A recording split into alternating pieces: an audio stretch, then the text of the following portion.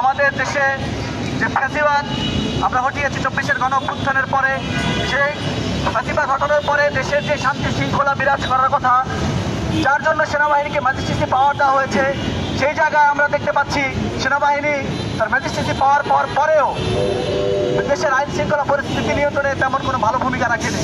কিন্তু আমরা দেখতে পাচ্ছি এই সেনাবাহিনী যখন শ্রমিকরা তাদের ন্যায্য আন্দোলন নিয়ে রাজপথে দাঁড়াচ্ছে, কারখানার সামনে দাঁড়াচ্ছে, তাদের উপর চড়া হচ্ছে।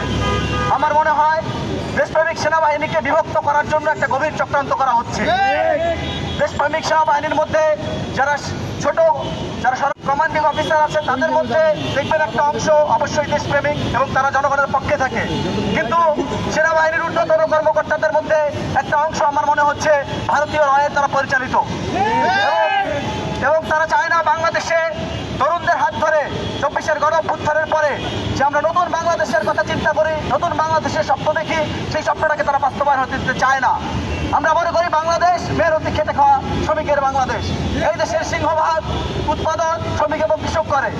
আমরা চাই এমন একটা রাষ্ট্র নির্মাণ করতে যেখানে শ্রমিক এবং কৃষকরা পাবে সম্পূর্ণভাবে একটা নাগরিকের মর্যাদা, কিন্তু সেই নাগরিক মর্যাদা দেওয়ার জন্য যে রাষ্ট্র প্রতিষ্ঠা করতে চাই তার দিকে আমাদের সেনাবাহিনী এবং অন্তর্বর্তীকালীন সরকার সেদিকে আগাচ্ছে না।